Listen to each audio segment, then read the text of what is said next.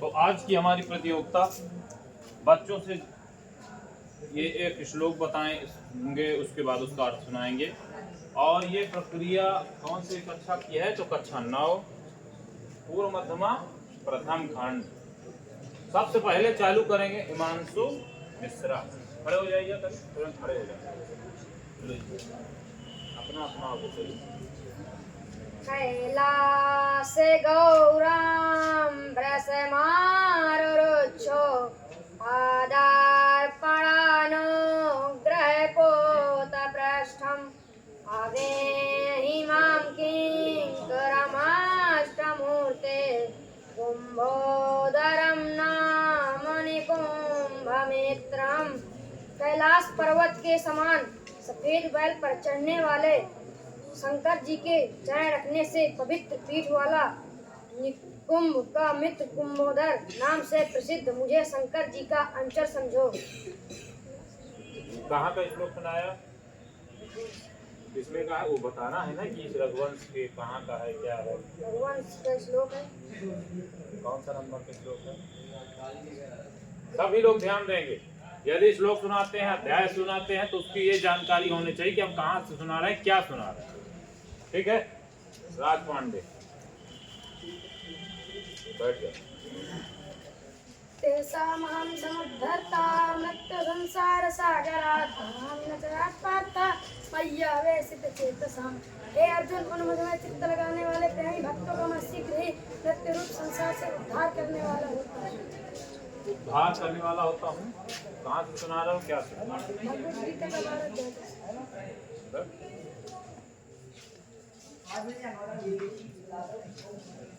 आहार निद्रा भय संतित्वं सामान्यमेतत् पशुभिर्नराणां ज्ञानं हि तेषामधिकं विशिष्टं ज्ञानेन हीना पशुभिः समाना।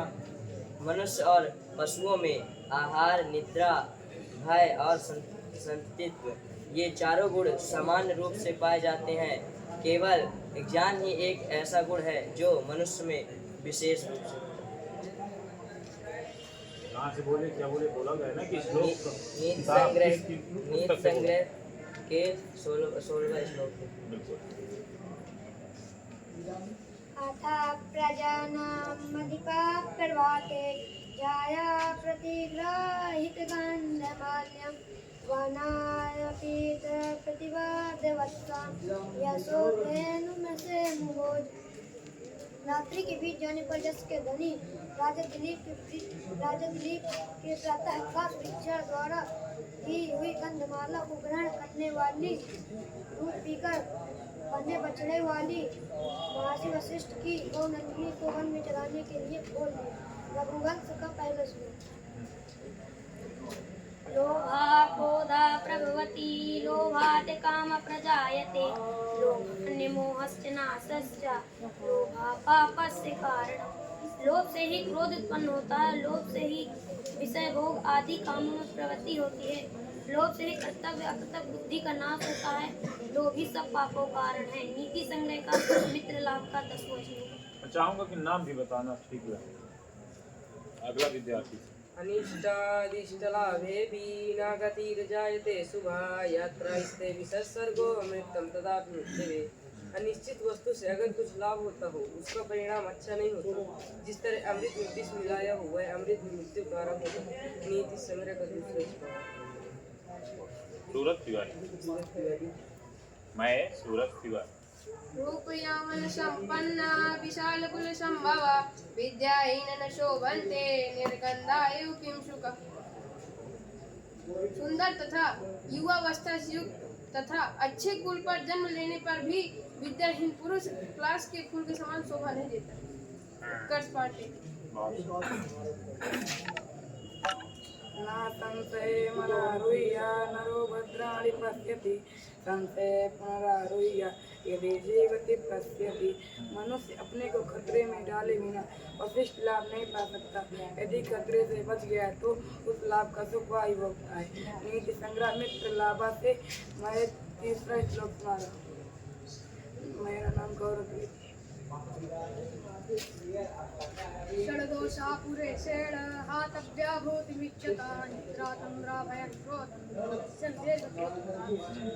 इस संसार में अपना कल्याण चाहने वाले पुरुष को निद्रा, उम्रा, आलस्य, क्रोध, भय और छोटे से कार्य में अधिक समय लगाना, इन 6 दोषों को त्याग देना चाहिए। मेरा नाम आदर्श तिवारी।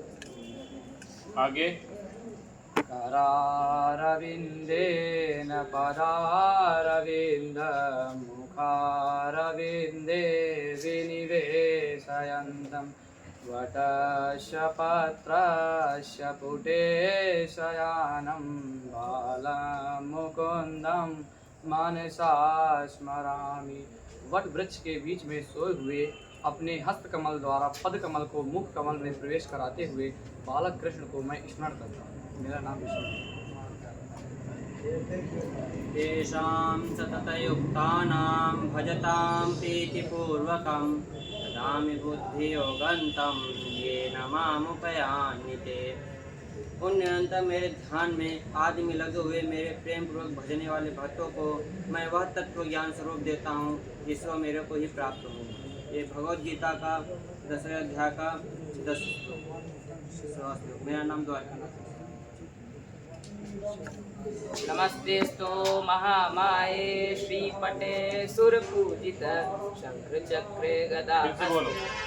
नमस्तेस्तु महामाये श्रीपीठे सुरपूजित शंख चक्रे गदा हस्ते महालक्ष्मी नमोस्तुते। इंद्र बोले, श्रीपट पे स्थित देवी देवताओं से पूजित होने वाली महामाये लक्ष्मी, आपके हाथों में शंख चक्र गदा आदि सुशोभित हो रहे हैं। मैं आपको प्रणाम करता हूँ। मेरा नाम दिव्यांश तिवारी है और ये श्लोक स्तोत्र रत्नावली के लक्ष्मी महाअष्टकम का प्रथम दैवे पुरस्कारे च स्थितमस्य बलाबलं दैवे पुरस्कारेण दुर्बलम पहन्यते। भाग्य और पुरुषार्थ में इसका बलाबलम विद्यमान है। पुरस्कार के द्वारा दुर्बल भाग्य पराजित है। निसंग्रह से 19वां सूरत बोले। अनेक संशयो छेदी परोक्षार्थस्य दर्शकम् सर्वप्यलोचनं शास्त्रं यस्य न स्कन्धेव सा। अनेक संशयों को मिटाने वाला भूत एवं भविष्य को तथा अप्रत्यक्ष को प्रत्यक्ष के रूप में दिखलाने वाला शास्त्र रूपी दिव्य चक्षु जिसके पास नहीं है वह वास्तव में अंधा है। नीति संग्रह मित्र लाभ फतमा श्लोक रुद्ध गौतम। शङ्करस्य दूरोभेन मग्ना पङ्केषु दुत्तरे व्रतव्याघ्रेण तं प्राप्ता पथिका सामृतो यथा। जिस प्रकार सोने के कंगन के लोभ में वह वृद्धपति गहरे कीचड़ में फंस कर मर गया और उसे विवाह ने घात किया। मेरा नाम हेमंत पांडे है। मृतलाभा का पहले चरितं रघुनाथस्य शतकोटिप्रवस्थितम् एकैकमक्षरं पुंसा महापातकनाशनम। श्री रघुनाथ जी का चरित्र 100 करोड़ विस्तार वाला है और उसका एक एक अक्षर मनुष्य के सभी कष्टों को नाश करने वाला है। राम रक्षा स्तोत्र का पहला श्लोक। मैं हर्ष मिश्रा। संसार विश्ववृक्षस्य द्वे एव दशवत्फले काव्यवृत्तिरसास्वादा संगम सज्जय विसा। संसार रूपी विश्ववृक्ष में 2 ही फल रस वाले हैं, एक तो काव्य रूपी अमृत का रसास्वाद और दूसरा सज्जन पुरुषों की मैत्री। यह नीति संग्रह मित्र लाभ का श्लोक है। मेरा नाम आदित्य त्रिपाठी है। तस्या पुरन्या सपवित्र पांसुलानां दुर्कीर्तनीया मार्गं मनोश्रेश्वर धर्म पत्नी श्रुतिरिवार्थं स्मृतिरन्वगच्छत्। अग्रगण राजा दिलीप की पत्नी सुदक्षिणा उस नंदिनी गौ के घोड़ों से पवित्र वेद के अर्थ के समान उसके पीछे चली। अयं निजः परो वेति गणना लघुचेतसां सुगारचरितानां पूर्वसुधैव कुटुम्बकम्। यह अपना है, यह पराया है, ऐसी सोच समुचित हृदय वाले लोग करते हैं। उदार व्यक्ति वालों के लिए तो सारा संसार परिवार के समान है। यह नीति संग्रह का श्लोक। काके कृष्ण की जय कृष्ण को देव का बसंत संप्राप्ते काके काका की जय। कौवा भी काला है, कौवा भी काली है, उसमें कोई भेद नहीं होता। कम समय के आने पर उसकी होली सुखा देगी। कोऽर्थः पुत्रेण जातेन यो न विद्वान् न धार्मिकः कथाचित् सोदरभरा खिन्न तु करशावकः। उस पुत्र का क्या लाभ है जो न धार्मिक है, ना ही धार्मिक है, ना तो विद्वान। क्या सुअर के बच्चे अपना पेट नहीं भरते, अर्थात भरते ही हैं। मेरा नाम ऋषभ शुक्ला, ये नीति संग्रह का 9वां श्लोक। यथा होकेन चक्रेण नारदस्य गतिर् भवेत् तथा पुरुषकारेण बिना दैवं न सिद्ध्यते। जिस प्रकार एक पैर बिना रथ न चलता, उसी प्रकार बिना पुरुषार्थ के धर्म के। ये नीति संग्रह का 15वां श्लोक। काव्य शास्त्र विनोदेन कालो गच्छति धीमतां कृष्णेन च मोक्षाणां विद्या कलाहेन। बुद्धिमान मनुष्यों का समय काव्य शास्त्रों के अध्ययन यापन व्यतीत होता है, किंतु मूर्खों का समय नाना प्रकार के लड़ाई झगड़ों में व्यतीत होता है। ये नीति संग्रह में प्रहलाद का पहला श्लोक है। मेरा नाम मेरा नाम विजय द्विवेदी है। मैं नीति संग्रह से विद्या संबंधित एक श्लोक सुनाने जा रहा हूँ।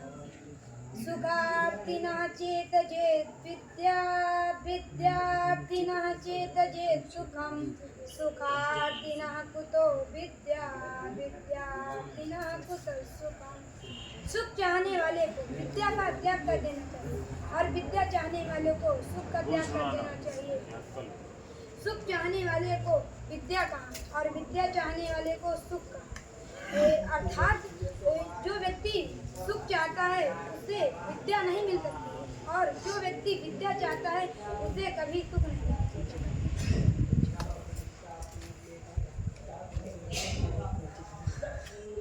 बैठ के सुना दो, ऊंचे में बैठ के सुना दो। ऊंचा है ना तुम लोगों के। बोलो। सामस्तु प्रसादातस्य दुर्जटे जाह्नवीपेन लेखेव यन्मूर्धिना सचिना कला। जिनके मस्तक पर चंद्रमा की कला गंगा जी की पेन की रेखा के समान शोभित हो रही हो, उन संगत की कृपा से सज्जनों के कार्य में सफलता प्राप्त हो। मेरा नाम रुद्रांश त्रिपाठी है। ये श्लोक नीति संग्रह का है। पूर्ण सुमंगल्य विवाह यात्रा सशांतिकं पौष्टिक कर्म कार्यम सदैव दर्शे पितृकर्म युक्तम नान्यदुदाक्षोभ मंगलादि। पूर्ण में सभी प्रकार के मंगल कार्य यात्रा पौष्टिक कार्य करने चाहिए। राधव राम तपोवनादिगम पौष्टिक कार्य करने चाहिए। अमावस्या में केवल पितृ कार्य करने चाहिए, अन्य शुभ कार्य नहीं करने चाहिए। मेरा नाम आलोक तिवारी। यह बृहद वखड़ा चक्रम का 16वां श्लोक है। नंदादि सुकृत समान। नंदा सुचित्रो वास्तु तंत्र क्षेत्रादिगौरवे तथैव नित्यं विवाह रूषा सकटाध्वयाने भद्रा सुकार्यायपि पौष्टिकानि। नंदा तिथि में चित्र उत्सव वास्तु तंत्र क्षेत्र आदि शुभ माने जाते हैं। भद्रा तिथि में विवाह भूषक सकट यात्रा शुभ माने जाते हैं। मेरा नाम विजय तिवारी है और ये बृहद चक्र का 14वां श्लोक। तो जैसा कि आज का जो ऐसा प्रक्रिया आप लोगों को कैसी लगी जो हम लोगों ने अभी प्रयास किया? तेजी बोलो।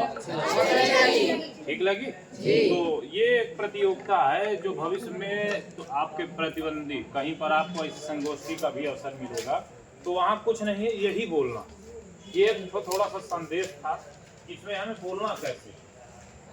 श्लोक पहले नाम बताया जाता है, फिर श्लोक का अर्थ और किस नंबर का श्लोक का है, कहाँ से बोला गया है, इस चीज का विबोध होना क्या होना चाहिए?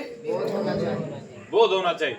ये सारी चीजें हमें अच्छी तरह से ध्यान रहना चाहिए और इस पे हमें हमेशा ट्रेक्शन में काम करना है। ठीक है? आदौ राम तपोवनादिगमनम जो मैंने पढ़ाया है उसे आप लोग जो है अगर जिनके पास किताबें नहीं हैं अपनी कॉपी में किसी भी नित्य कर्म से अपने सहयोगी मित्र के साथ बैठ करके उसे आसपास में करके लिखना है, और हम लोग कल उस पर ही चर्चा करने वाले हैं। ठीक है।